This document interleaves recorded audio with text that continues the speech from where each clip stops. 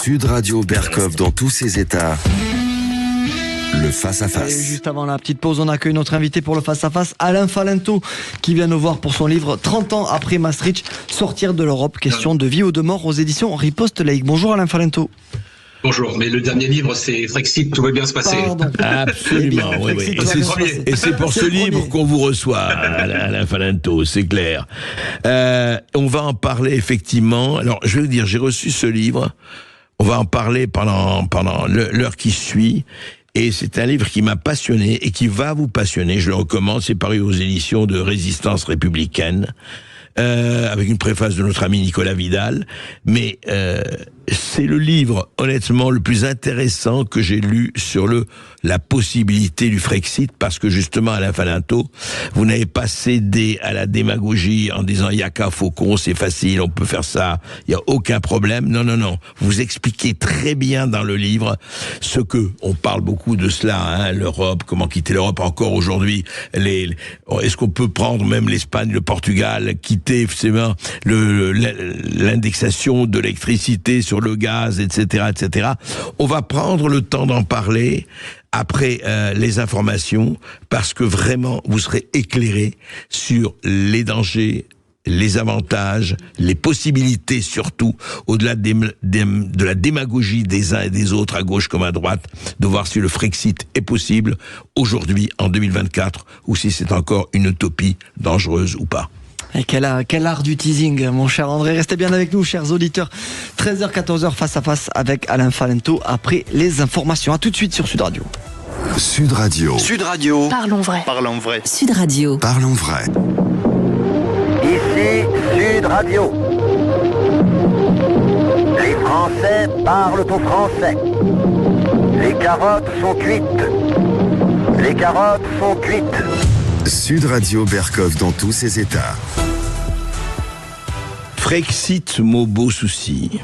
Europe, que de crimes on commet en ton nom. Et puis vous avez vu, on est à peine sorti des élections européennes, qu'on entre dans les élections législatives. Ma parole, c'est devenu « je vote, donc je suis ». Ou « je m'abstiens, donc je suis hein, », c'est selon vos opinions. Alain Falento, Frexit, tout va bien se passer. Si vous avez dit tout va bien se passer, est-ce une allusion à notre ministre de l'Intérieur qui avait dit ça à Apolline de Malherbe sur BFM? Oui, c'est ça. Une petite allusion cachée. Donc, vous comparez le Frexit à une espèce d'action que je ne nommerai pas, soyons délictueuse, mais qui se passerait en douceur. Et c'est ce qu'on on a essayé de nous faire avaler avec l'Europe. Alors, votre livre est vraiment bourré d'informations. Et ce qui m'a frappé, et je crois que vous dites, au fond, vous dites, voilà, qu'est-ce que c'est que l'Europe? Comment on l'a construite? Alors, on va pas entrer dans le détail, je vous renvoie au livre, encore une fois, que je vous recommande. Mais je voudrais m'arrêter au départ. Vous dites pratiquement, et je vous cite là-dessus, c'est la question j'essaye de retrouver, oui c'est ça, la question vraiment de l'histoire, comment ça a commencé. Et vous dites, Alain Falento, en 1958, l'article 55 de la Constitution française, en 58, donc la Constitution générale de Gaulle, les traités ou accords régulièrement ratifiés ou approuvés ont, dès leur publication, une autorité supérieure à celle des lois, sous réserve pour chaque accord ou traité de son application par l'autre partie. Alors, traduisez, ça veut dire qu'il y a déjà, les traités ou accords au niveau européen, une supériorité sur les lois françaises. Oui, ça date depuis très longtemps, mais on a réussi, on est parvenu à contourner le problème avec des lois écrans, avec des subterfuges juridiques. Mais après le traité de Lisbonne, disons que Nicolas Sarkozy a fait le nécessaire pour que la loi européenne s'impose à la loi nationale. Alors, j'y arrive justement, vous écrivez, vous rappelez, le traité de Lisbonne, 2007, hein, bien sûr, qui dit ceci, article 4.1 de la Constitution, la République participe à l'Union européenne constituée d'États qui ont choisi librement d'exercer en commun certaines de leurs compétences à vertu du traité sur l'Union européenne et du traité sur le fonctionnement de l'Union européenne, tel qu'il résulte du traité signé à Lisbonne le 13 décembre 2007. Alors ça veut dire quoi? Ça veut dire, alors là, effectivement, on est passé à un autre stade. Oui, ça veut dire que c'est terminé, que c'est plié. C'est-à-dire que tous ceux qui veulent nous faire croire, comme on a vu par exemple pendant les débats sur la loi sur l'immigration, où les républicains ont essayé de nous faire croire qu'une petite modification de l'article 55 pourrait changer quoi que ce soit. Cet article 88.1, ça vous montre que nous devons une soumission totale à l'Union européenne. C'est ça. Alors il y a trois types de possibilités de compétences en Europe. Vous avez les compétences exclusives de l'Union européenne. Donc ça, on n'y touche pas, c'est réglé. Vous avez les compétences qui sont partagées. Dans quel domaine? Enfin, je veux dire schématiquement, bien sûr. C'est plutôt l'inverse, il faudrait demander. C'est qu'est-ce qui nous reste en fait? Ouais. Parce que quasiment tout, que ce soit la diplomatie, l'immigration, ça n'a pas plus rien n'est de notre compétence en réalité. Vous voulez dire vraiment aujourd'hui, non mais justement, parlons-en. Aujourd'hui, Alain Falinto, soyons clairs, là, on est en pleine élection législative, que ce soit le nouveau Front Populaire qui est la majorité, que ce soit le Rassemblement National qui est la majorité et peut gouverner, que ce soit, d'ailleurs, n'excluons rien, les centristes, les macronistes qui retrouvent le pouvoir de gouverner.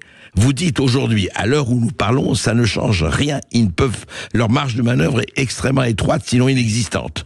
Mais vous pouvez voter au hasard avec un dé, ce sera exactement le même résultat. D'accord? Ces gens ne sont plus des gouvernants. Ce sont des intermittents du spectacle. D'accord? C'est-à-dire que tous les 5 ans, on remonte le chapiteau, on s'étripe sur des sujets secondaires, sociétaux si possible. Et on évite d'évoquer les vrais sujets parce que ils ont peur d'une seule chose, être obligés d'apparaître devant le peuple et d'avouer qu'ils n'ont plus de prise sur la réalité. Là, ce serait vraiment terrible. Hein. Vous savez ce que disait Voltaire, ne dites pas à mon valet de chambre que Dieu n'existe pas, sinon il m'égorgerait dans la nuit. Eh ben c'est un peu la même chose. Alors, c'est très intéressant. Enfin, c'est dur ce que vous dites, et c'est dit d'ailleurs durement, mais effectivement, c'est-à-dire aujourd'hui, attendez, on est quand même, du matin au soir, on entend les programmes, on va faire ci, on va faire ça, on reparlera de l'immigration par exemple, mais aussi de l'insécurité, le pouvoir d'achat, le chômage, la dette, les faillites d'entreprises, etc., l'électricité, le gaz. Vous dites tout ça, rien, on ne peut rien faire. C'est quand même un sacré aveu d'impuissance, hein. Même les visas, bientôt, seront attribués au niveau européen. Il nous reste, je ne sais pas moi, la vitesse sur les routes nationales. Oui, ça doit être encore du ressort du gouvernement. Et le code de la nationalité, que je sache. On est encore à moitié libre de déterminer à qui on donne la nationalité française. Et encore, je suis même pas sûr de ce que j'avance là. Je ne sais même pas s'il n'y a pas des recours possibles. Mais alors, Alain Falinto, justement, revenons à comment ça s'est passé, ça. Décrivez-nous comment ça s'est passé, ce processus qui a commencé effectivement en 58. Il y a eu Maastricht, ensuite, enfin, il y a eu tous. Mais c'est un processus, quoi, d'érosion des nations au profit de cette Europe, quoi. Alors, mais l'Europe a été construite par Jean Monnet dans un objectif bien précis. La destruction des États-nations. D'ailleurs, ils ne s'en cachaient même pas. Ah oui, c'était le but avoué. C'est le but avoué dès le départ, absolument. Voilà, parce que d'après lui, les nations, donc le nationalisme était responsable des guerres, et donc la dissolution des nations uniquement européennes, bien entendu. Hein. Oui, bien sûr. Que l'Europe, bien sûr, ça ne tient que pour nous. Était une nécessité afin de maintenir la paix et la prospérité en Europe. Donc c'est une machine à grignoter de la souveraineté. Une machine puissante, hein, et une machine qui a quelque chose avec elle, c'est le temps qui passe. Et c'est ça qu'il faut pas oublier, c'est un paramètre qu'il faut pas oublier. Si vous regardez, par exemple, notre vénérable assemblée actuelle, vous, Monsieur Berkoff, je pense que éventuellement, vous avez assisté au début de la CE. Oui, enfin, j'étais en âge de comprendre ce qui... Oui, vous étiez en âge de comprendre ce qu'il en était. Absolument. Très bien. Moi qui ai 50 ans, j'avais 18 ans lors du référendum de Maastricht. D'accord. C'est-à-dire que j'ai passé toute ma vie d'adulte sous le joug de l'Union européenne. D'accord. Notre ami que je ne vois pas, mais dont j'estime qu'il doit avoir une quinzaine d'années de moins que moi au minimum, pour lui, une France souveraine, ce ne sont que des oui-dire. Il peut même pas en avoir souvenance puisqu'il n'a connu que ça. Il est né dedans, oui. Voilà. Pour mes enfants, ce sera une légende urbaine. Tout à fait. Oui, mais alors justement, Alain Falinto, comment ça s'est passé? Je veux dire, comment on a commencé par, j'allais dire dépouiller le cadavre. C'est pas ça du tout. Heureusement, on n'est pas encore là. Mais comment on a fait pour grignoter ce que vous appelez le grignotage souveraineté, justement? Eh bien, Jean-Claude Juncker explique très bien la méthode. Alors, Monnet appelait ça la méthode des petits pas. Ouais. Lui, il appelait ça comme ça, dire on teste. Jean-Claude Juncker l'a avoué déjà une fois entre deux rasades. L'ancien commissaire européen, enfin l'ancien président de la Commission européenne, oui. Voilà, Jean-Claude Juncker l'a dit. On essaye, c'est-à-dire ça veut dire on essaie de s'accaparer un petit morceau de souveraineté d'un État. Et si on n'entend pas de cris d'orfraie, on continue. Ah, oui. Et si personne ne dit rien, ça fait jurisprudence. Si les gens protestent, c'est pas grave, ils reviendront dans 5 ans que ce sera un gouvernement différent. Donc en fait, c'est vraiment une excavatrice à souveraineté. Ouais. Si je devais donner une image. Et alors cette image-là, elle a commencé par quelle loi? Qu'est-ce qui a commencé justement? Essayons de décrire un peu le paysage en race campagne, si je peux me permettre. Ça a commencé par quel type de loi? On va pas détailler tout, mais quel type de loi? On s'est attaqué à quoi? Au départ et après. Au départ, en 57, on s'attaquait à la production de charbon et d'acier. Mmh.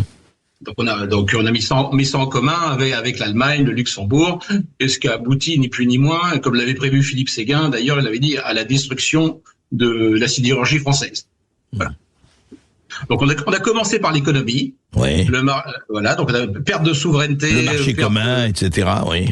Voilà, c'est ça. Et puis petit à petit, on s'est attaqué à tout ce qui est sociétal. Mmh.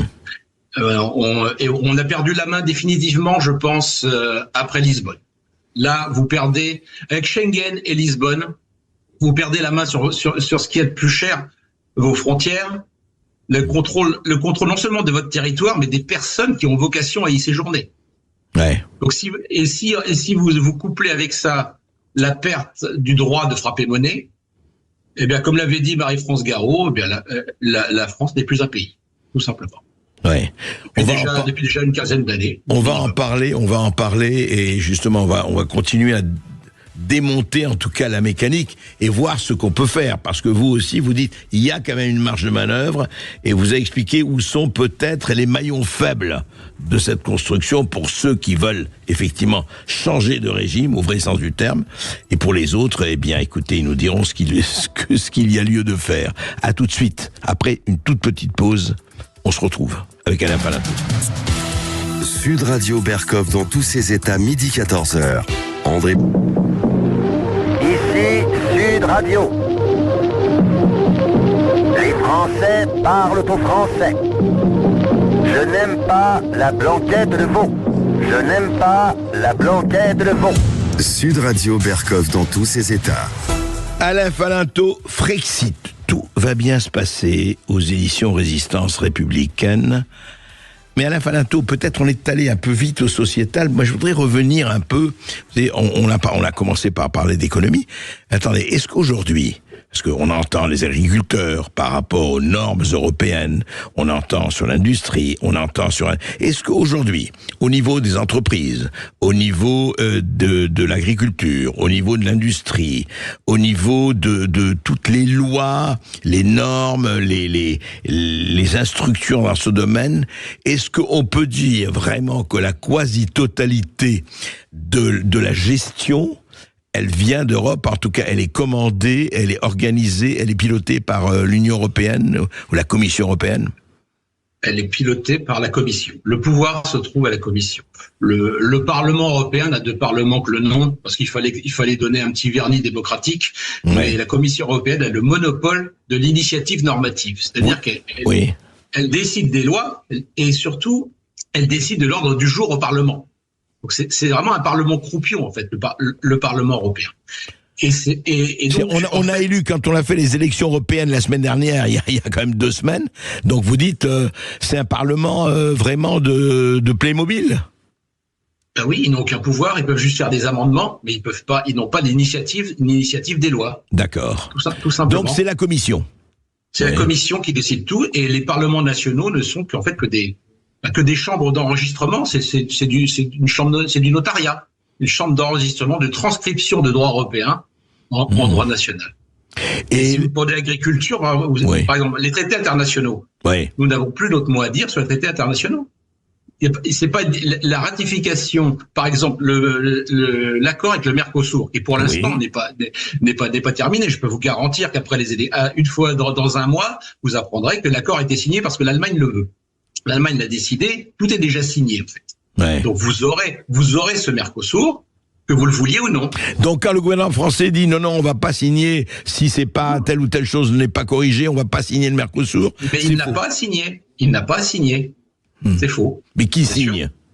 Eh bien, des fonctionnaires européens que vous ne connaissez pas, voilà, qui ont mandat pour négocier et qui d'ailleurs, si vous vous rappelez des négociations avec le traité transatlantique qui a échoué avec les États-Unis, le gouvernement français n'avait même pas accès au contenu des négociations. Ah ouais, d'accord, intéressant. Ces gens font leur vie. Et dites-moi, et le Conseil européen, quel rôle joue-t-il? Alors là, c'est le Conseil des chefs d'État. Donc jusqu'à maintenant, il avait encore un certain droit de veto sur les sujets stratégiques. Jusqu'à maintenant, c'est encore comme ça. C'était la seule prise que nous avions, nous, indirectement, à travers nos dirigeants, sur les décisions qui pouvaient être prises en matière particulièrement de diplomatie. Mais ça va changer aussi. Ça va changer parce qu'il est prévu de généraliser le vote à la majorité qualifiée. Donc c'est-à-dire qu'il n'y aura plus de veto, même plus de veto. Mais dites-moi, c'est un paysage en ruine que vous nous décrivez là, hein, Alain Falintot. Non, vous savez, c'est un organisme, l'Union européenne, de type évolutif. Ah ouais, si l'équivalent, ce serait le dessin intelligent, si vous voulez. Vous voyez, pas le darwinisme, mais le dessin intelligent. Il y a un objectif. Ou les variants du Covid. Si vous voulez. Non, il y a un objectif et donc ils se sont adaptés pour le réaliser. Mais surtout, ils sont sûrs de leur force vis-à-vis de nous. Autant ils sont faibles, autant c'est une entité qui est faible vis-à-vis de l'extérieur, qui n'est respectée par personne, l'Union européenne. Regardez comment la Russie l'a traité en disant qu'ils traitaient pas avec les loufias, mais seulement avec les patrons. Comment les Chinois ont traité von der Leyen la dernière fois qu'elle s'est déplacée. Donc c'est une entité qui est d'autant plus faible vers l'extérieur qu'elle est disons avide de puissance sur ses populations internes. Et surtout, grâce au Covid, ils sont sûrs de quelque chose. Ils savent que la coercition n'a pas de limite. Voilà. Ça a été une expérience in vivo très intéressante au niveau planétaire d'ailleurs et au niveau continental, c'est clair. Est-ce que, Alain Falintot, est-ce que le fait de passer de 5 à 10 à 28 à 27 aujourd'hui et peut-être à 30 demain change les choses, a changé les choses et comment? Ah ben c'est une excuse. À chaque élargissement, on réduit la capacité des États à agir sur la Commission. Avec comme excuse la bonne gouvernance. Alors on nous a dit on peut pas diriger à 15 comme on dirige à 12. Comprenez bien, il va falloir renoncer à des vétos, la majorité qualifiée. On peut pas diriger à 15 comme à 25. Et maintenant on va vous dire on peut pas diriger à 36 comme à 25. À chaque fois c'est l'opportunité de réduire encore un petit peu plus la souveraineté des États. Et donc, si je vous entends bien, si je vous comprends bien, c'est vraiment la Commission européenne, le exécutif, quoi. C'est l'exécutif de 27 à 28 pays et qui décide de pratiquement tout. Ils décident de tout. Ils ont le monopole de l'initiative normative. Ils décident de quoi on va parler à travers des directives, des décrets. Alors, on les fait voter par le Parlement, qui peut les amender, mais bon, les lobbies font le nécessaire pour que les amendements aillent dans le bon sens. Mais nous n'avons plus de moyens de pression sur ce qui se passe à la Commission depuis très longtemps. Depuis très longtemps. Mais dis-moi par exemple, alors comment l'Espagne ou le Portugal ont obtenu des dérogations, prenons cet exemple, de ne pas indexer l'électricité sur le prix du gaz, alors que nous, même on en parlait encore, on va essayer, le Rassemblement national disons on va essayer, puis on ne sait pas rien obtenu. Rien. Il y a une raison. L'Espagne est en partie est pratiquement autarcique en termes de production électrique. Et nous l'étions, non. Nous l'étions. Oui, mais simplement, si nous ne sommes plus, pourquoi ce marché européen de l'électricité a-t-il vu le jour? Parce que l'Allemagne l'a voulu.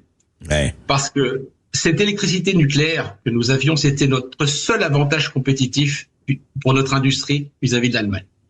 Ouais. Et donc, il était absolument inconcevable qu'il nous le laisse, alors que ça fait partie du patrimoine industriel. C'est comme si vous reprochez.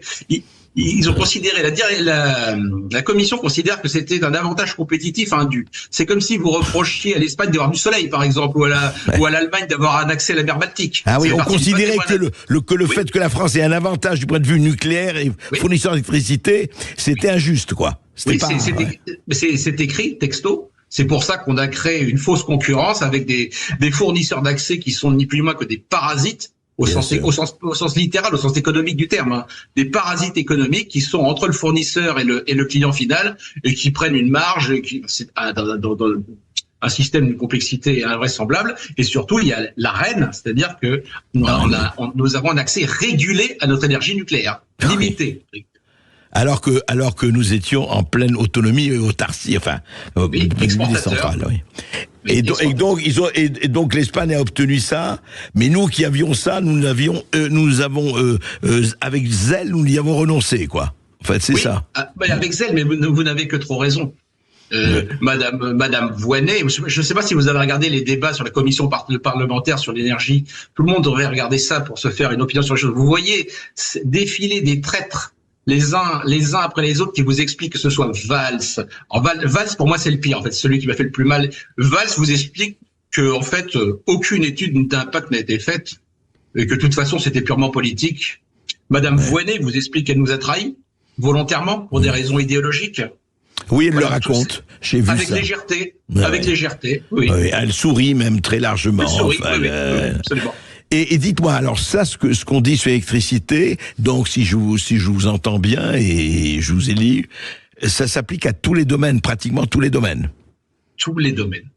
Excepté, je vous ai dit, je ne sais pas ce qui reste de notre compétence. Ouais, alors c'est pour ça quand j'entends parler de réindustrialisation, mais il peut pas y avoir de réindustrialisation parce que réindustrialiser, ça veut dire recréer des chaînes de valeur.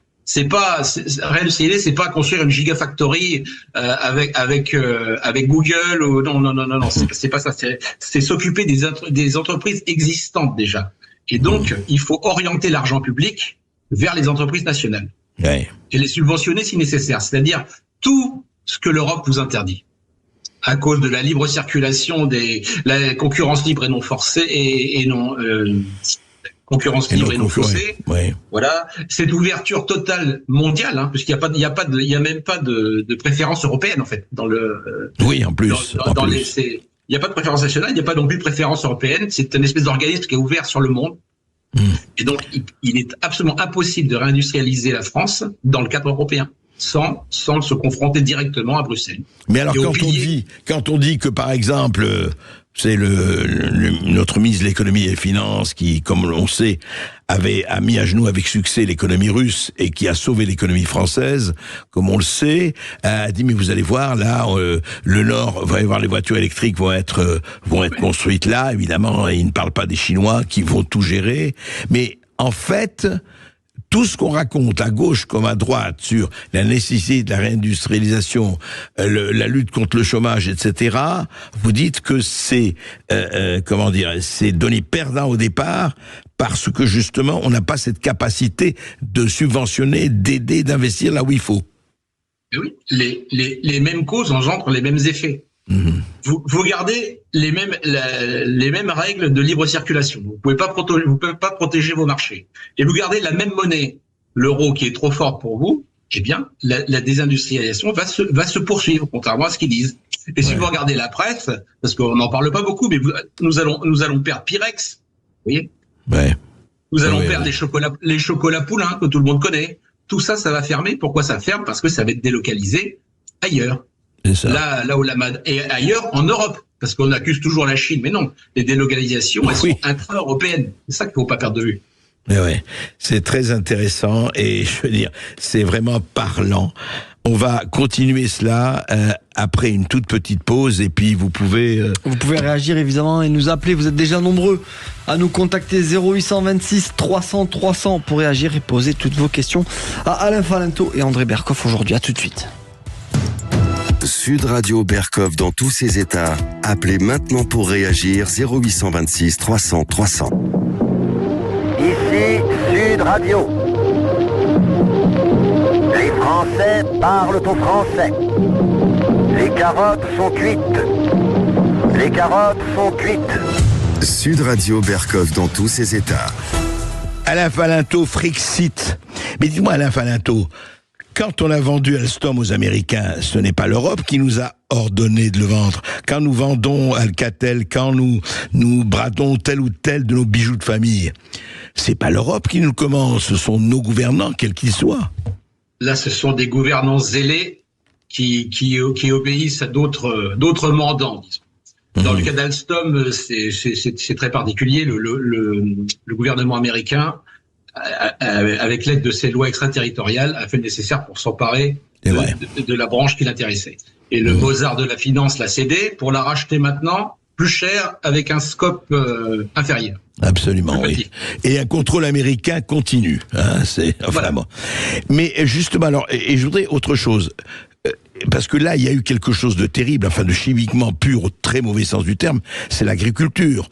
Les normes européennes, elles se sont appliquées à tout le domaine agricole, enfin à tout ce qui était agricole, et on voit ce qui se passe avec l'Ukraine, avec etc., enfin les poulets ukrainiens et puis le reste. Et à l'intérieur de l'Europe, on voit cette concurrence où, par exemple, tel ou tel fruit en Espagne vaut la moitié du quart de ce qu'il est vendu en France, etc., etc. Bien sûr, parce que comme on peut pas protéger nos marchés, l'Espagne, pourquoi l'Espagne est si compétitive? Parce que elle fait travailler des clandestins marocains. Voilà, tout simplement. Un problème de coût du travail. Donc vous mettez en concurrence des pays, en concurrence ouverte des pays qui sont pas supposés l'être, parce qu'ils ont des compétitivités économiques différentes. C'est ça. Donc on a en fait édicté des règles dans des pays qui ne respectent absolument pas d'autres règles. Oui, mais en fait, c'était le mythe de la convergence. Dès l'an 2000, moi, quand j'ai terminé mes études en l'an 2000, mes professeurs à l'université, dont certains sont très connus, nous expliquaient déjà pourquoi ça marcherait pas. C'est pas une surprise, en fait. Ils savaient déjà. C'est-à-dire que le mythe de la convergence, c'est que parce que nous sommes dans un espace ouvert avec une monnaie commune, eh bien les faibles vont devenir forts sans que les forts deviennent faibles. Tout le monde va converger vers la force. Mais personne n'y croyait, même il y a 25 ans. Personne n'y croyait. Et de toute façon, ça n'a jamais été observé. Si vous voulez qu'il y ait convergence des économies, eh bien il faudrait que l'Allemagne accepte de redistribuer 8% de son PIB chaque année vers le sud de l'Europe, France incluse. Ouais. Je voudrais pas être le politicien allemand qui va se présenter avec un programme comme celui-là. Donc en fait, on le sait, ça, c'est l'Allemagne qui a donné le là depuis le début. Oui. Et avec les conséquences que l'on sait effectivement. Alors justement, avant de donner la parole à nos éditeurs, qui je suis sûr beaucoup de questions à vous poser, vous dites quand même qu'il y a, je dirais, des trous dans la raquette. En côté, peut-être pas beaucoup, mais il y en a. Par exemple, vous dites, il y a lieu d'attaquer la Cour de justice de l'Union européenne et que vous séparez parce qu'il y a deux cours. Hein. Il y a la Cour de justice de l'Union européenne et il y a la Cour européenne des droits de l'homme. Dites-nous. Alors, oui. Je pense qu'il faut commencer par la Cour européenne des droits de l'homme parce que, contrairement à ce qu'on pense, ça ne dépend pas de l'Union européenne. Ça dépend du Conseil de l'Europe, que c'est bien quelque chose de bien antérieur. Le Conseil de l'Europe et la CEDH ont été créés pour s'occuper des populations de déplacés européennes, disons de culture judéo-chrétienne. Dans les cauchemars les plus dystopiques de ceux qui ont créé ça, ils n'auraient jamais pensé que ça pourrait s'appliquer à des centaines de millions de subsahariens. D'accord. Mais la Cour européenne des droits de l'homme est bien plus nuisible. Elle s'occupe pas seulement de droits de l'homme, elle s'occupe de tout. Tout le monde peut la saisir pour à peu près n'importe quel motif. Je crois me souvenir que le comptable du prince de Monaco a saisi la CEDH parce qu'il n'était pas content d'avoir été viré. Tout à fait. Si mes souvenirs sont bons. Tout à fait. Absolument. Récemment, ils ont condamné la Suisse pour inaction climatique. Pour inaction climatique, ouais. Inaction climatique. Donc vous imaginez l'étape d'après, c'est d'officialiser, de donner un statut aux réfugiés climatiques. Ça n'existe pas encore. Donc vous voyez, c'est extrêmement nuisible, la Cour européenne des droits de l'homme. Est-il exact que Soros joue un rôle non négligeable Alors, je ne m'avancerai pas là-dessus. Je n'ai pas étudié le sujet D'accord. comme il faut. Mais pour revenir, et vous dites donc, il faut attaquer quoi? La Cour de justice de l'Union européenne? Non, parce que la Cour de justice, c'est l'Union européenne. Ah oui, il n'y a rien à faire. Attaquer ça, c'est sortir, c'est tout. Ouais. Mais par contre, vous avez raison, la Cour de justice de l'Union européenne est bien plus nuisible, même en termes d'immigration, que la Cour européenne des droits de l'homme, contrairement à ce qu'on pense. Mais disons que pourquoi elle est plus nuisible, la Cour de justice? Elle est plus restrictive en termes d'expulsion, beaucoup plus restrictive. Oui, absolument.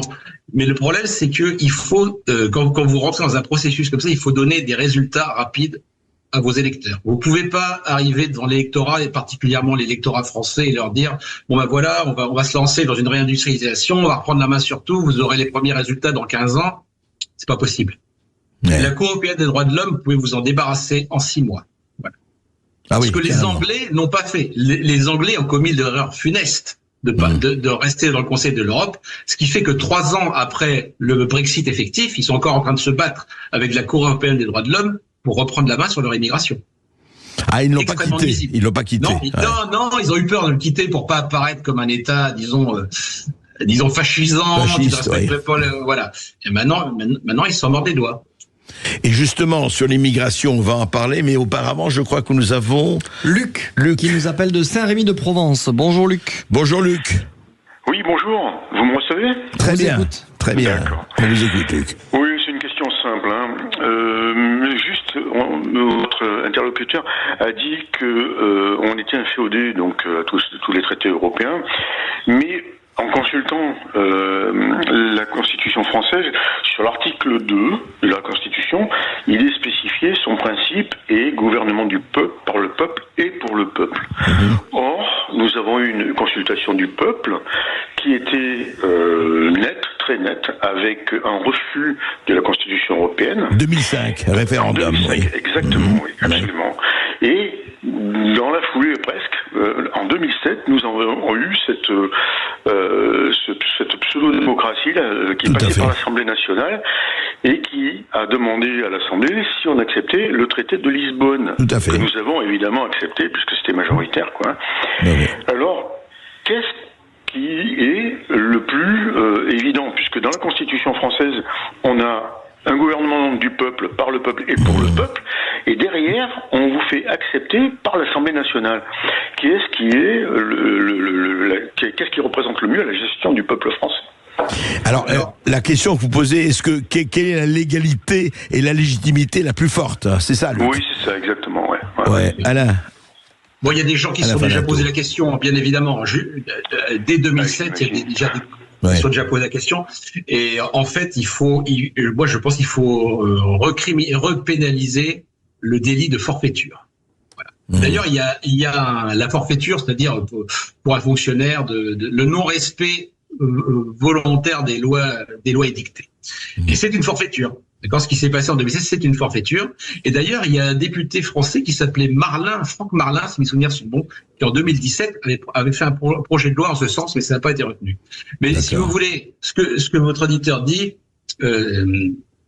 disons que c'est pas, il faudrait prouver par le texte, par la lettre. Alors que, disons que l'article 88 et 1 est très clair, lui. Nous appartenons à l'Union européenne, et c'est trop tard. C'est fait. C'était il y a 15 ans qu'il fallait s'occuper de ça. Je ne crois pas qu'il y ait des grandes chances de réussite. On ne peut pas revenir dessus? On peut revenir dessus. Je ne suis pas constitutionnaliste, mais je pense que tellement de gens se sont penchés. J'ai lu tellement d'articles et de livres à ce propos, sans succès, vraisemblablement. Tous ceux qui ont essayé n'ont pas eu de succès. Donc, à mon avis, c'est peine perdue de s'obstiner dans cette voie-là. Alors justement, mais vous avez raison. Vous avez raison. Moralement, vous avez raison. Alors, que faire? On va continuer à en parler. Je crois que nous avons... Oui, on va demander à Chantal de Bastia ce qu'elle en pense. Bonjour Chantal. Bonjour Chantal. Bonjour André. Bonjour à votre invité. Bonjour. Alors écoutez, je ne sais pas si les gens le savent, ou peut-être je dis une bêtise, mais votre invité va pouvoir m'éclairer. Mais avant qu'il y ait le traité de Lisbonne, en tout cas avec Maastricht, on pouvait rentrer dans l'Union européenne, mais on ne pouvait pas en sortir. Et il me semble que ce sont les Allemands qui ont rajouté l'article 50, si je ne me trompe pas, pour qu'on puisse sortir de l'Union européenne. Donc, moi, ce que je sais, c'est qu'il y a eu les élections européennes. Là, maintenant, il y a les élections législatives, on nous fait des tas de promesses. Le problème, c'est que sur l'immigration, ce n'est pas possible. Sur le commerce, ça dépend directement de l'Union européenne. Et maintenant, ils veulent prendre la santé, l'éducation nationale et la défense. Parce que même la Commission européenne, ce qu'elle a fait par rapport à Pfizer, les contrats, elle n'avait pas le droit de le faire. Donc, aujourd'hui, qu'est-ce qui nous reste ? Puisque nous savons pertinemment que les différents partis, les trois blocs, en tout cas, ne feront rien puisqu'ils sont bloqués par l'Union européenne, et puis c'est pas les macronistes. Oui, c'est ce qu'on a expliqué. Voilà. Oui. Donc, en fait, qu'est-ce qu'on peut faire ? Alors justement, c'est la question, qu'est-ce qu'on peut faire ? À la fin, on peut pas dire c'est fini, c'est vrai, on peut plus rien faire, mais ce que vous dites dans votre livre, et c'est ça qui a fait que moi j'ai été assez plus qu'intéressé, vous dites en tout cas ça va pas se passer, c'est pas demain on va pas sortir le lapin autonomie indépendantiste du chapeau, ça peut pas se faire comme ça, c'est long, c'est un processus long où il faudra beaucoup de volonté et beaucoup d'obstination. C'est bien ça. Oui, c'est ça. Enfin, le processus de sortir lui-même devra nécessairement être court, parce que pour des raisons de taux d'emprunt de la France, comme vous l'avez vu, l'actualité s'est accélérée. Donc en fait, tous les thèmes que je traite dans mon livre, vont devenir notre quotidien pendant les semaines et les mois qui suivent. Et donc, on ne peut pas se permettre des négociations interminables avec l'Union européenne si nous décidons de sortir. Il faut que ça se fasse très vite. Oui, mais comment ça peut se faire très vite ? Comment ? Alors, concrètement, au plus vite, l'article 50. L'activation de l'article 50. C'est-à-dire, expliquez. C'est-à-dire, c'est l'article qu'ont actionné le Royaume-Uni pour sortir. C'est-à-dire, on informe nos partenaires européens que nous souhaitons sortir. C'est un article, et votre auditrice a raison, il est apparu qu'au traité de Lisbonne, et nous le devons à Alain Lamassoure, si mes souvenirs sont bons. C'est lui qui l'a introduit avant la sortie n'était même pas prévue. C'était une vraie prison. Qui dit quoi ? Rappelons-le à nos auditeurs, parce que Chantal le connaît. Mais... Qui dit qu'on informe nos partenaires de notre décision de sortir de l'Union européenne, et donc des négociations s'engagent d'un maximum de 2 ou 3 ans, mais d'un maximum. D'accord. Nous pouvons parfaitement décider que ce sera 6 mois. Voilà. Il faut que ce soit court. C'est à l'Assemblée c'est au Parlement de le voter, ça ? Alors ça, oui, c'est au Parlement, mais ça nécessitera bien entendu un référendum. Un référendum, bien sûr. Pour avoir de la légitimité. Bien sûr. On va continuer d'en parler avec vous au 0826 300 300 après cette courte pause. À tout de suite sur Sud Radio. Sud Radio Berkov dans tous ses états, midi 14h. André Ici Sud Radio. Les Français parlent au français. Je n'aime pas la blanquette de veau. Je n'aime pas la blanquette de veau. Sud Radio Berkov dans tous ses états. 13h46 sur Sud Radio, toujours avec Alain Falinto. On parle d'Union européenne et avec André Berkov. Et puis nous accueillons César qui nous appelle depuis Bayonne. Bonjour César. Bonjour César. Ave César. Bonjour. Ave André Berkov. Et je souhaite un très bon été à toute l'équipe de Sud Radio. Merci. Merci à vous aussi César. On vous écoute. Moi, je suis un petit peu comme vous, André Berkov. Je n'aime pas du tout faire de l'anti-américanisme primaire, comme vous dites. Et on a la chance aux États-Unis, qui sont victimes de Davos, un peu comme tout un tas d'autres pays, parce qu'il faut pas croire que les États-Unis sont les méchants de l'histoire. Ils sont comme les autres. On a un prix Nobel américain, enfin un prix Nobel de l'économie, qui est américain, un citoyen américain. Il s'appelle Joseph Stiglitz. Je sais pas si vous voyez qui c'est. Oui, tout à fait. Il a écrit en 2016 un livre. Le titre de ce livre, c'est L'euro, comment la monnaie unique menace l'avenir de l'Europe. Et pourtant, c'est un citoyen américain qui le dit.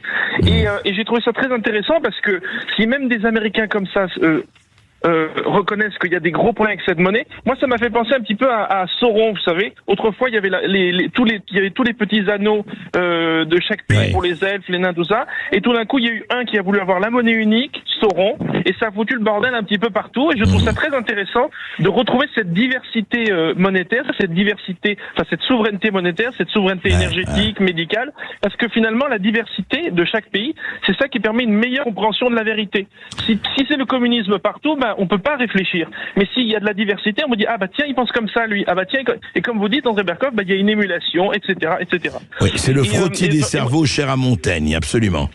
Mais voilà, et je voulais juste terminer sur un point, si vous permettez. Je pense que, après c'est mon avis personnel, je pense que le candidat pour les législatives qui nous proposera le RIC, c'est-à-dire pouvoir créer de l'intelligence collective, quel que soit le parti d'ailleurs, on pourra mettre en place des choses qui nous intéressent à nous, le peuple, et non pas être les uns divisés contre les autres, bêtement, le tout compris. Le référendum, le RIC, le référendum d'initiative citoyenne, c'est bien ça. Voilà, tout à fait. Voilà. Alors justement, ça me permet, avec Alain Falinto, c'est une question, merci César, parce que l'euro, dites-moi, vous savez qu'on entend que ça, on dit oui, mais attendez, vous voulez sortir de l'euro, mais ça va être, déjà, on est endetté jusqu'à la moelle avec 3300 milliards, donc 3000 milliards, etc. Enfin bon, sortir de l'euro, ça va être terrifiant, si on va retrouver le franc, ça n'a pas de sens, on va avoir, ça va être les années 30, etc.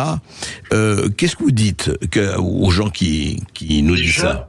Déjà, je répondrais que nous avons passé près de 1500 ans sur l'euro. Il ne faut même pas oublier que dans l'histoire de France, ce n'est qu'une parenthèse, l'euro, pour l'instant. Enfin, on semble l'avoir oublié. Et puis, posez-vous la question suivante. Qu'est-ce qui va nous arriver si nous restons dans l'euro? Si nous restons avec l'euro-marque, en fait, avec une monnaie beaucoup trop forte pour nous.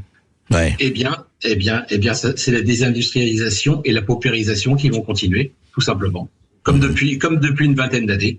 Donc, en fait, vous avez le choix entre rester comme vous êtes et crever à petit feu, paupérisation généralisée, classe moyenne qui se paupérise, même les diplômés en France sont paupérisés. J'ai découvert avec stupéfaction les salaires des étudiants et des gens qui sortent d'HEC.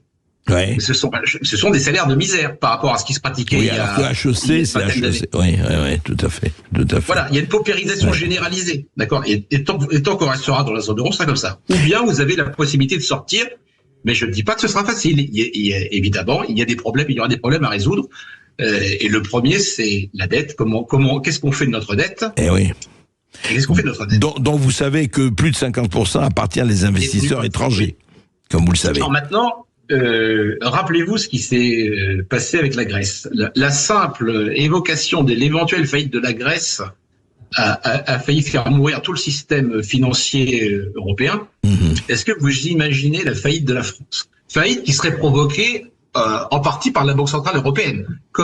Parce que vous avez vu, les taux d'emprunt de la France ont monté, ils sont arrivés, ils surpassent ceux de l'Allemagne maintenant de 75 points de base. Ça, c'est la Banque Centrale Européenne qui lance un avertissement. En n'intervenant plus sur le marché secondaire de la dette, elle laisse filer sous contrôle les taux français. Donc, moi, ce que je dis, c'est que si vous devez 1000 euros à quelqu'un, oui, vous avez une dette, vous devez rembourser. Quand on arrive à des sommes incommensurables dignes du nombre d'Avogadro en chimie de 3150 milliards d'euros, on appelle ça dette, mais ce n'est plus une dette, c'est un instrument de négociation. Oui, c'est-à-dire qu'effectivement, quand vous avez 1000 euros, on vous condamne. Si vous avez 50 milliards d'euros de dette, on commence à réfléchir et on négocie. Juste un mot avant de prendre effectivement Claude Esteban. Juste un mot. Mais est-ce on n'a pas une... Alors dites-moi, quand il y a eu cette discussion qui continue sur la retraite, mais là la France a une marge de manœuvre. Quand on disait retraite à 60 ans, retraite à 64, non, il faut revenir à ça. Vous avez vu, enfin c'est pas à vous que je décrirai pendant des mois, voire des années, depuis longtemps. Donc là, il y a quand même une marge de manœuvre, puisque en principe, ou alors je n'ai pas compris, c'est le gouvernement français qui décide de l'âge, etc., des rapports et de quelle gestion de la retraite. Oui, pour l'instant, mais le gouvernement français, il a quand même, notre gouvernement, notre pays a quand même un gros problème. Nous ne couvrons que 60% de nos dépenses.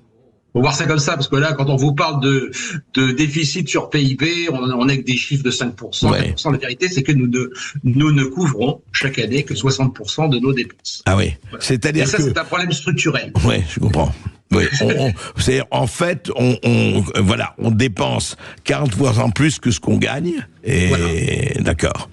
Et une partie de ce qu'on emprunte sert à payer les intérêts de la dette déjà contractée. Absolument. On est dans un espèce de maelstrom de dette dont on ne pourra pas sortir par la simple croissance du PIB, parce que de croissance, nous n'aurons point, parce que nous sommes dans la zone euro. Voilà. Et vous savez ce que disait... Le problème par tous les bouts, c'est la même chose. Donc, effectivement, pour vous, la sortie est au fond du couloir, encore faut-il creuser, hein, et Dieu sait s'il faut creuser. Mais vous savez ce que dit Ionesco? Prenez un cercle, caressez-le, il deviendra vicieux. Et c'est vraiment le problème. Claude de Perpignan est avec nous. Bonjour Claude. Oui, bonjour Claude. Bonjour André Berkoff, à nouveau félicitations pour tout ce que vous faites. Alors moi j'ai une question à poser à Alain Falinto. Oui. Je me disais naïvement que en fait, après avoir moi-même traversé pendant 15 ans au niveau de Bruxelles par le comité économique et par le dialogue social, tout le diagnostic qu'a fait Monsieur Falinto, je le partage. Il est d'une lucidité implacable et c'est vrai que si jamais on fait rien, on va crever. Donc, la question que je me posais, moi, comme on est contributeur net à l'Europe, est-ce qu'on n'a pas, d'une certaine manière, cette bombe atomique en disant vous pouvez nous pénaliser comme vous voulez, si on veut pas faire une chose que vous nous imposez, on paye plus. Alors, si nous on paye plus et qu'il n'y a plus que les Allemands qui payent pour tout le reste, que les Européens n'y sont plus, je crois que l'Europe elle est cuite. Hein. C'est-à-dire que nous on est cuits si on y reste, mais si on s'en va, est-ce que c'est pas l'Europe qui est cuite? Alain Falinto. Alors, vous avez entièrement raison. Pour l'instant, il nous reste la possibilité en fait de bloquer le budget européen. Comme le font très souvent les Hollandais, par exemple, les Hollandais, un pays quand même par habitant, avec un PIB par habitant important, sont quasiment à zéro. Ils sont ni contributeurs ni bénéficiaires. Ouais. La France, pour l'instant, est en mesure de bloquer le budget européen, ce qui forcerait l'Allemagne à assumer 40% du budget. Et eu égard à la situation de l'Allemagne, aujourd'hui, ce sera pas simple. Hein. Voilà. C'est une piste à explorer. Oui, absolument. Mais encore faut-il la volonté politique de faire pression. Mais oui, et encore faut-il que le budget soit encore voté à l'unanimité. Oui, en plus. Ce qui risque de pas durer. Donc, Alain Falinto, si on lit votre livre et si on se résume, c'est un travail d'Hercule, ce que vous proposez. C'est difficile, mais c'est nécessaire. Vous l'avez dit, c'est soit crever à petit feu, devenir avoir une économie du tiers-monde, parce qu'on converge sur une économie qui a des marqueurs du tiers-monde, faut pas l'oublier. On n'a plus d'activité scalable, le tourisme de masse, enfin tout ça, faut comprendre que c'est de l'économie appauvrissante. On peut pas s'en sortir avec ça. Sans industrie, vous n'avez pas de croissance de PIB. Ouais. Et dans la zone euro, nous n'en aurons pas. Donc la seule alternative, c'est de sortir, mais il va falloir assumer. Ça n'empêchera pas, c'est une condition sine qua non. Il va falloir quand même assumer des réformes budgétaires, c'est certain. On peut plus continuer comme ça, et accepter un peu d'inflation dans un premier temps, parce qu'il est bien évident, c'est le but. C'est justement le but que le franc soit décoté de 25% par rapport à l'euro. Ouais. C'est l'objectif pour relancer la production. C'est inévitable. Ouais. Vous ayez un peu d'inflation. On va en reparler de tout ça. Ce qui est intéressant, c'est que ça y est, on reparle du franc. Voilà. Le franc fait une timide apparition sur la scène, et lorsque l'enfant paraît, il y a un cercle de famille du côté d'Alain Falinto qui applaudit à grands cris. Maintenant, ça va pas être évidemment simple, mais lisez Frexit. Vraiment, lisez Frexit, c'est très intéressant, encore une fois. Il ne nous vend pas de la poudre de perlimpinpin, comme disait un certain président de la République. Merci Alain Falinto. Merci Alain Falinto. On rappelle votre livre Frexit. Tout va bien se passer. André Berkoff, on vous retrouve demain, comme tous les jours, entre midi et 14h.